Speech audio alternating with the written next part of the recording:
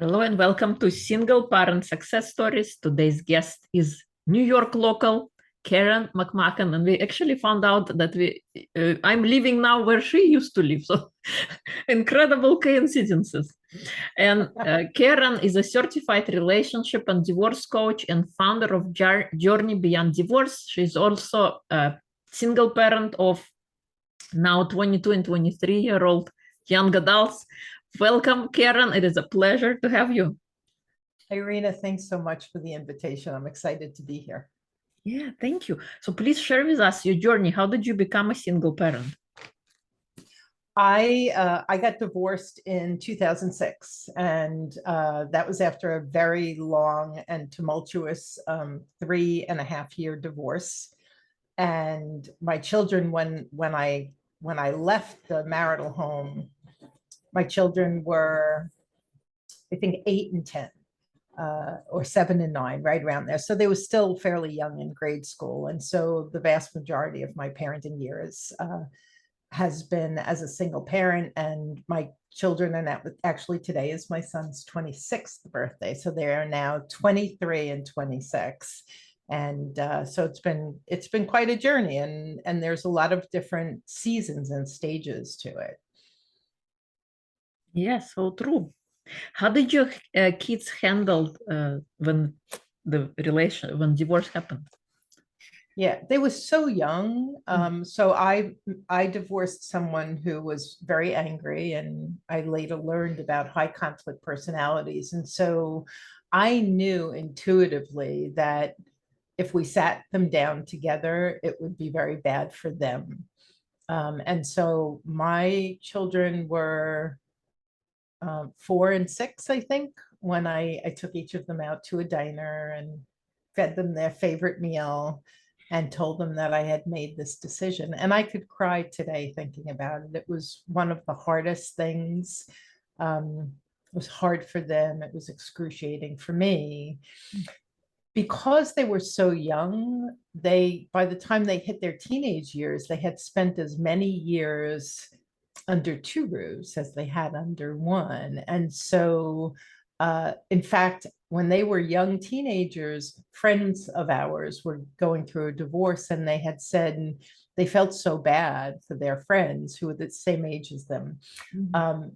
Because it was so difficult. And when I asked them what they remembered about that first conversation and about their own experience, it was just their life experience now. So they were very much like, yeah, no, I guess we were younger, so it wasn't that big of a deal, but now it's really hard for our teenage friends. And I think, just a caveat on that for your listeners, there's never a good time and there's never an easy time. So don't regret waiting, and don't feel like you have to wait, and don't, whatever you do, don't beat yourself up, because whatever you chose was what was exactly right for you. Yeah, so true. And guess they share their experiences so the friends didn't feel so alone because of what you kids went through. And today, the topic of today's conversation we talked about previously is how do you develop a deeper relationship with your kids? Why don't please share with us about that? Yeah. So as a result of the divorce coaching, and I started in 2010, so I've got a dozen years under my belt. One of the things that I started noticing was how single parents would speak to their children and the kinds of challenges that they would have. And oftentimes they would feel that their kids were not not sharing with them, not engaging in deep conversations with them. And what I noticed was how the parent was talking to the child. And, you know, it all depends on how you were raised. I was raised by a very strict mother. She never asked anything. She told, she ordered, and we often responded more out of fear than out of love or respect. And so that was all I knew. So when I became a parent, and certainly when I became a single parent, I had to reevaluate, like, what am I doing? Why am I doing it? And how is it working? And with many of my clients, what they were doing wasn't working. And when we drilled down, we saw that they did a whole lot of telling and very little asking. Mm. And for many of us, and I'm 60, so for many of us, raised, certainly when I was raised, I was born in the 60s, parents told, that's what you did. You tell your kids what to do. You tell them what they can and can't do. You tell.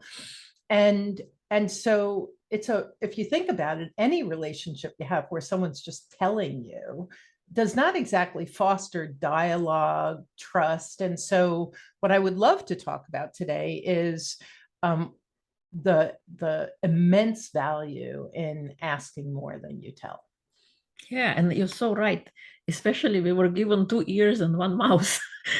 But to pay attention, like listen more and talk less and have that conversation, have that relationship that, you're so right. When you're just being told, you don't want to say anything back because Right. you Right. don't feel that And empathy.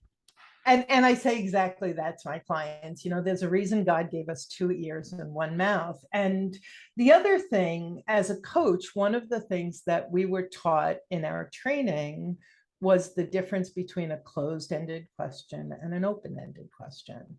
And oftentimes, I had a sister who, she wasn't exposed to a lot of young people. She didn't have her own children. And when she would talk to my children, she would ask them closed-ended questions. A closed-ended question is a yes or no question.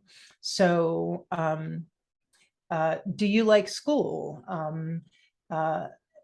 As opposed to what is it about school that you like? And so what we get with tweens and teens is a whole lot of and nothing else, because they're answering closed-ended questions. When we begin to invite our children, and the younger the better, into exploring their own thoughts, which is what happens when we ask, it's like so incredible what the value of asking is. Not only super powerful for the parent-child relationship, but it's brilliant to help your child slow down enough to begin to look at and understand, why am I saying or doing the things I'm saying and doing, as opposed to just being told that it's wrong or to do it differently or to stop doing it. Yeah, you're so right. And I wish I could also growing up with strict parents, and the parenting style. Yeah, you just do what you're told, and you don't have that kind of back and forth. Or so with my kids, maybe I'm too lenient. I like to explain why certain things are certain way, as opposed to just do it because I said you have to do it. Right. We grew up with "because I said so," right? The first time I heard those words coming out of my mouth, I bit my tongue and I was like, oh, let me never do that again. And yet I think the flip side of it is that sometimes in today's day and age, parents reason too much with their children. I'm going to defend myself. I'm going to explain myself. I'm going to talk to you until you understand. That's the other end of it too, which is not valuable. And I want to be clear. Ask more than you tell does not mean you don't make the final decision and do it firmly and with authority. You absolutely do. But there's a difference between go to your room and do your homework right now, and having a conversation with that child about, I've just been at school all day and I don't want to do my homework. Well, you go and you do it, versus, well, how are you feeling right now? And what kind of a break were you thinking about taking? And if you take that 3-hour break, where at dinner time, what do you think is going to happen? And like literally, not to get them, not to show them that they're wrong, but to help them go, no, mom, I'll be able to do it after dinner and I won't be too tired. And maybe you even say, I have a concern that it might go a different way, but what if we try it tonight and you can show me? And then if they're successful, you might find that you have a kid, as I did, who could stay up and get their work done late, or who could get up in the morning and get it done, because we don't know what our children's real clock is. Like, each of us as human beings end up with a clock. I think it actually has something to do with when we're born. I'm really good in the morning. I stink after like 8 o'clock at night. I'm useless. I have 2 kids who do their best work at night. And so asking more than you tell also invites us as parents into stepping away from the idea that we know. We know everything. We know what they need. We know what's going to be best for them. We know.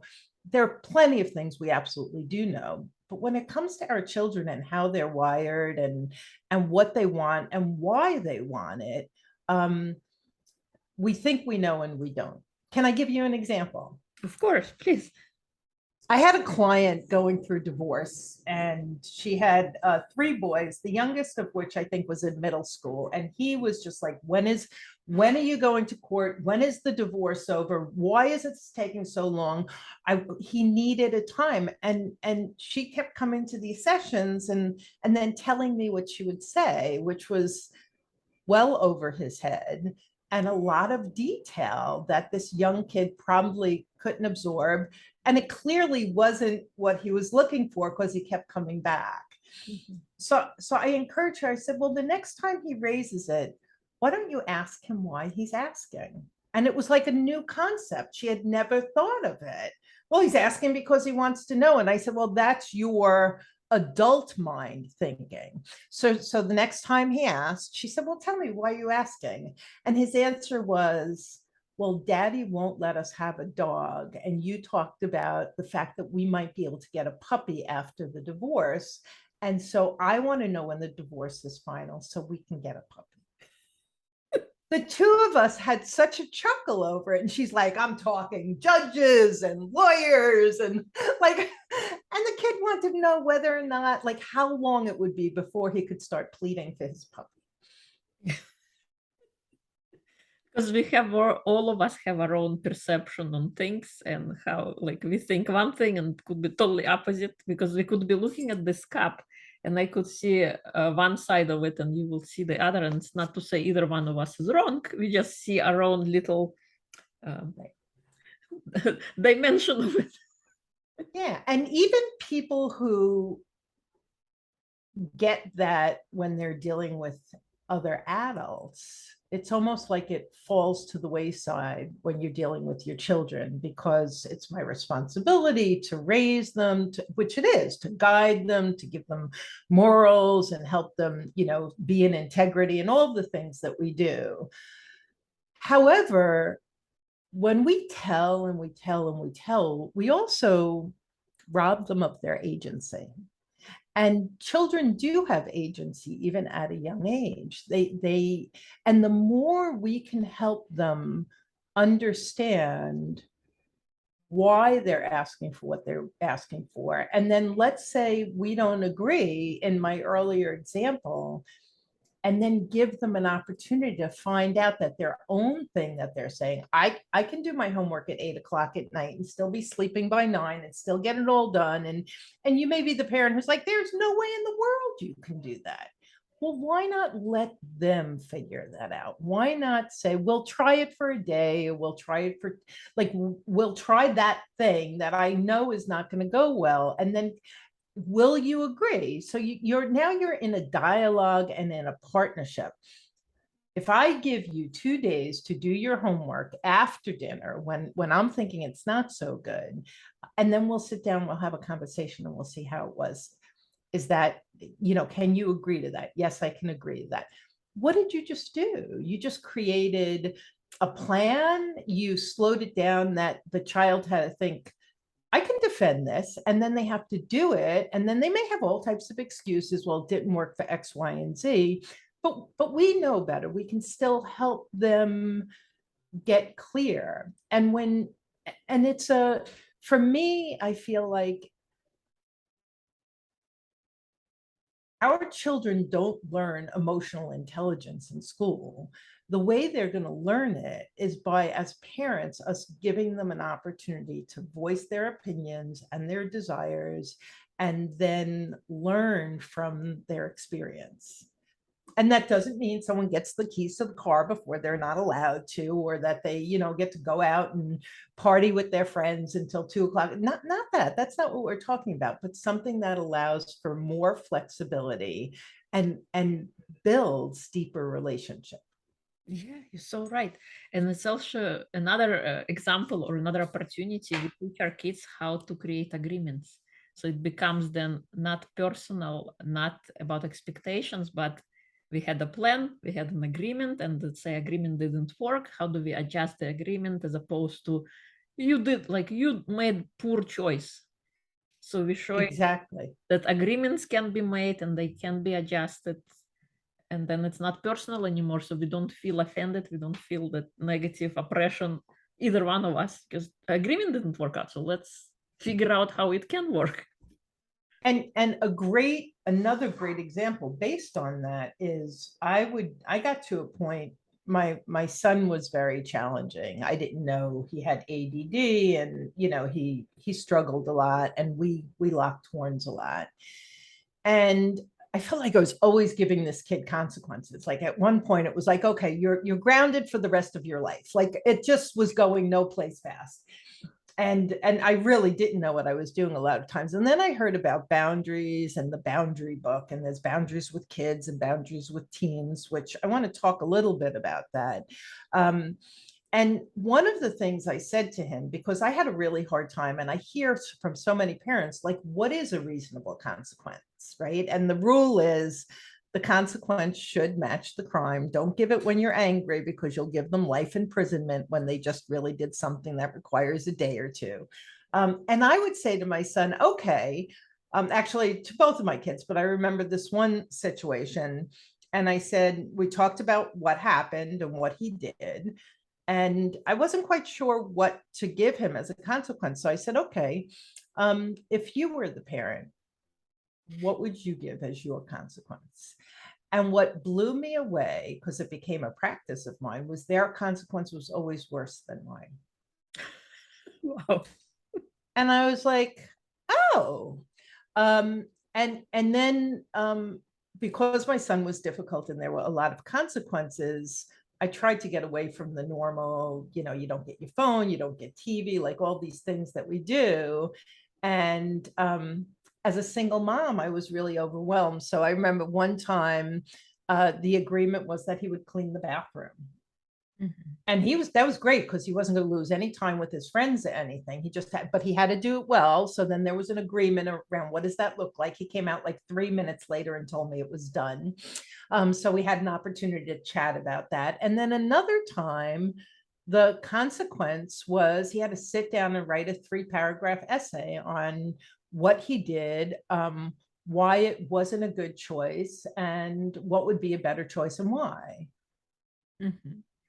And so there's just this huge opening when you start talking to your kids and asking questions and kind of partnering and letting them, like, the idea of a consequence is, and I don't want you to get hurt. I don't want to make you miserable. Like, none of us really want to make our kids miserable. And so how do we find something that's a win-win? And the whole concept of a win-win is brilliant. It's a brilliant, emotionally intelligent way of going about things. And so as a parent, I love the essays because he hated writing, but he was very articulate. And I thought, well, if he writes and articulates really well, he put pen to paper. He had to give it some thought. There's a brain action connection, and he doesn't have to lose days with his friends. So these are the kinds of things that we can be creative. And in all of this, what are you doing? You're fostering dialogue and interaction, and hopefully trust, because that's the key. Yeah.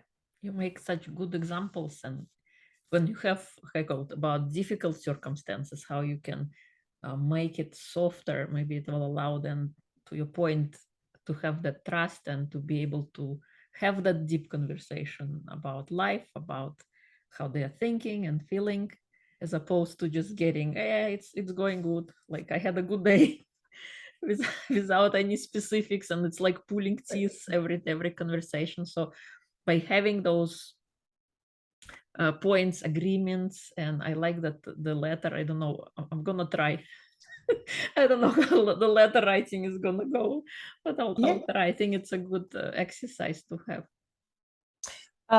If you have young children, and it's really hard to know what's happening at the other household, it's really, whatever your custody is. We had, we swapped weekends, and there was some time during the week, and I knew that their dad could be hard, and so but I didn't want to put them in a position where their loyalty, I wanted them to be comfortable. So I decided we would have a dinner. We had a game that we played at dinner whenever we were together, and it was called highlights, lowlights. And so if they came home from school at the end of the day, we would sit down and we would go around the table, and who wants to give a highlight and a low light of what happened in their day today. And so you would find out about their celebrations, but you'd also find out a little bit about their struggles. And so then they come home from a weekend with daddy, and okay, I want to tell you my highlight and low light of the weekend. And I missed you guys so much, but I went and I hung out with my girlfriend, and I got to go swimming or whatever.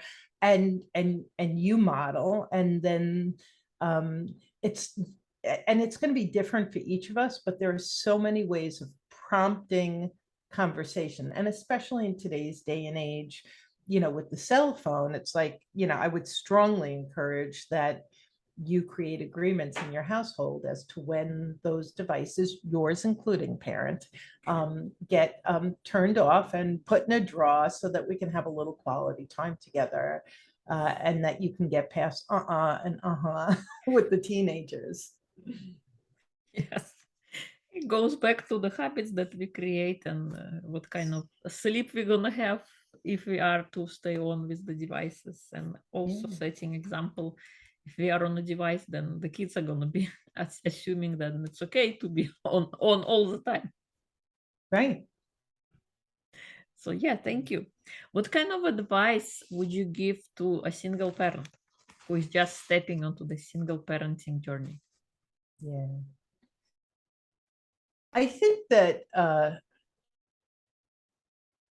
I've noticed like two different paths. If you're a single parent, and the other parent wasn't that active, so let's talk about that, because that's an interesting one, because in some ways this is going to be easier for you. So when you're under one roof with two adults, and one adult's not really helping, they're watching TV, they did their full day of work, they're going out with the boys or the girls, whatever, you have so much anger and resentment, and all that emotional energy is being drained into just being frustrated with the other parent. Then you find yourself on the other side of divorce, and it's just you under the roof with your kids. Many of my clients have been like, it's actually so much easier. I don't have the anger and resentment anymore because there's nobody there who could help, who's not helping. So I'm kind of doing all the same stuff, except it's easier. So there's that. And then there's the person who has a very active co-parent, and so that's really hard. And I would say that it's really important, number one, regardless of which area you're in, is to notice that you may still have your coat of armor on and your sword in your hand. And so you really want to pay attention to your tendency to battle, because you've been on the battlefield of divorce. And it's really important to very consciously and intentionally keep telling yourself the agreement's done, that's all done. So now all I have is the personality of the other parent that I know. I know why I divorced him or her. I know what worked for us. And from there, you'll figure out collaboration and cooperation. So if you had a cooperative situation and it's still cooperative, that's beautiful, because then you can have the same rules in both households and you can support each other. And if you need the kids to be picked up early, or he or she wants the kids for some extra time on the weekend, the custody plan for amicable divorces can be very flexible. The custody plan for high conflict divorces should remain very rigid, because anything outside of that creates conflict. It gives opportunity for conflict. So those two scenarios aside, taking your armor off and beginning to notice what yourself, like, when am I most drained? When do I get really cranky and snap at the kids? What do I need? So first noticing yourself, what do I need to take care of myself? And then what's between me and taking care of myself? There may be limiting beliefs like, no, I can't take a nap. I'm an adult. I can't take a nap. Go take a nap. Go take a nap if a 15-minute nap is going to make you a better mom or dad. And so you begin to, I can't do that because I grew up in a belief system that if I do that thing, I'll be a bad parent. So we really want to take time post-divorce to totally keep the focus on you and scan what do you need and how are you showing up and what could you put in place to make what is incredibly difficult, right? It's like if we're working and we're raising our kids and we're trying to get the food and the clothes, the laundry and the food shopping. And I had a child who did travel soccer. And I remember thinking, when in God's name am I going to get anything done? So it's a lot. It's a stretch. If you're the person who helps others but never asks for help, I would look yourself straight in the mirror. If you're a new single parent, figure out where you need assistance, find out who your support group is, and don't be a martyr. Don't go it alone, because you will snap at your kids. You will not be honoring yourself. You'll not be honoring your relationship with them. And so we all need a little bit of help. And with my soccer child, I had no choice but to start asking other parents on the team if they could we swap? Could you take her to practice? Can I, return the favor? Like, whatever it would take to give me some breathing room. And I strongly encourage my clients to look at, what do you need and how do you get it? And if you're afraid to ask for it, what's that resistance about? Because that's personal growth right there for you to figure out how to stretch beyond that comfort zone. Yeah, so true. What are some of your practices that allow you to be sane and to have that breathing room, other than asking for help and I learned how to set boundaries. It's okay to say no to your children. And I learned how to set boundaries. And my kids are adults and they'll still sometimes, I need this and I need it right now. I'm sorry that you're in that situation. And I can help you after such and such a time, but I can't do it right now. So for me, setting boundaries with them when they were young, I was just starting my coaching business and I had a first floor where I could lock the door from the rest of the house. And it was my way. It's like I put a sign on the door, and if you're not bleeding, if you don't have to go to the emergency room, there is no knocking on the door. There is no texting me. And so this was a rule, and they're kids. So of course you're saying the rule like 600 times. But one way is to set boundaries, to decide what you need. If you need a night out and you're too guilty because, you should be with the kids whenever they're with you, though, again, you're back to internal things. So time with my girlfriends was vital. I was dating someone long distance, and so time, like a long weekend away from home, was like incredibly revitalizing for me. And then part of it is we have to set boundaries with ourselves, right? It's like, no, you're not going to work until 10 o'clock at night. That's not good for you. And so and here's one that I just want to say to everyone: the dust and the dirt will be there next week and next month. So for those of you who might be a little bit OCD and you're going to take care of your home rather than maybe spending time with your kids, it's just something to consider. Like, is that the higher value for me? And can there be flexibility? And I became very comfortable with letting the dust lie. And it was always there the next day when I was ready to take care of it. And so I think that creating boundaries is such an important conversation. Creating boundaries with our children, healthy relationships require healthy boundaries. every relationship requires healthy boundaries. If you don't have good boundaries, learn about them. Get the boundary books, Boundaries with Children's, Boundaries with Kids, Boundaries with Teens, Boundaries in Marriage. And that's by Henry Cloud and John Townsend. Phenomenal books. On my website, Journey Beyond Divorce, there's an article, just a couple of paragraphs to give you an introduction to boundaries. It's called Healthy Relationships Require Healthy Boundaries. When parents set boundaries, both with their children and for themselves, they're really on a good track to have a healthier relationship with them. Yeah, thank you, and we will include links to the resources that you mentioned. The books on boundaries, I think, is important. Thank you for sharing.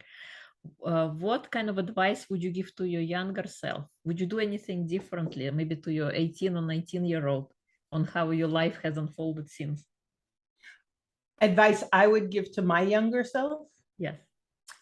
I am a recovering perfectionist. I'm a recovering people pleaser, and I'm a recovering codependent.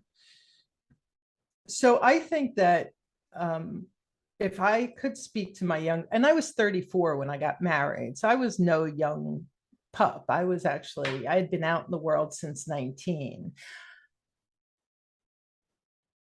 I think my biggest piece of advice would be get clear on what your values are and let your values drive your choices and not how you were raised. And that doesn't make mom or dad wrong. It's just a lot of my behavior came out of my yearning as a child for attention and for acceptance, and that really went sideways on me, and especially in intimate relationships. And so I think it would be love yourself and get really clear on what's important to you and let that be your North Star, and you will do well in life.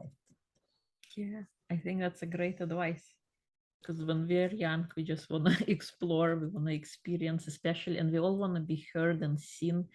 And if we don't get it in our immediate family as we grow older, we would like to explore that. So thank you. I think that's an awesome advice. Anything I haven't asked that you would like to share? I think the piece of the work that I do that I believe is most valuable is there are always upsets. There are always things that challenge us and that cause us to either be afraid or disappointed or reactive in one way or another. And there is a saying, every upset is a setup.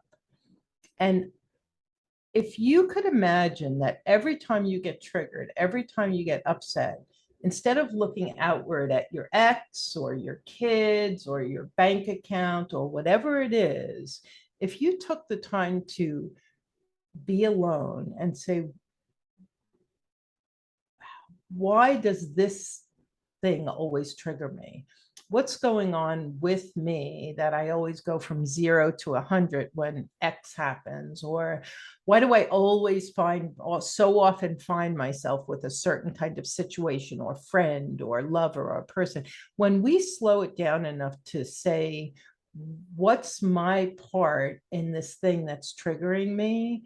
That's where there's gold. That's where we begin to grow ourselves and refine our characters and heal our wounds and become a better version of ourselves. And so for all of you who are in one stage or another of single parenting, it is really tough. Be kind and gentle with yourself and keep looking in the mirror and looking at what your part is, because in that and out of that will grow a beautiful sense of self-love and relationship with your kids. Thank you. I think you make a good point. Every time we point at others, we're pointing one finger at them and the others are pointing back at us. And if we have those triggers, it means they're still inside of us. They're still part of us that we don't recognize or don't love. That's why we get triggered, because everybody who comes into our life is a mirror of ourselves. That's what Beautifully put. Exactly. If people would like to connect with you, where would they go? So the company is Journey Beyond Divorce. And so we have a podcast and a Facebook page and Instagram and a website, Journey Beyond Divorce. But what I would really like to offer is we have a free 1 hour rapid relief coaching call. And so if you're listening and you resonate with what I'm saying and you need some support, you need to talk to somebody, go to rapidreliefcall.com and book your ideal time, and one of our coaches will show up and support you through whatever your difficulty is. I think it's incredible. Thank you so much. I will include everything in the episode notes. Thank you so much for coming on, sharing your wisdom, sharing your journey, and amazing tips on how to have deep relationship with your kids. Thank you. And Irina, thank you. Thank you for inviting me on, and thank you for what a beautiful podcast you have. And the message that you share with the world is so important. So I just want to let you know how much I have appreciated the podcast and the work that you're doing as well. And same to you. Thank you.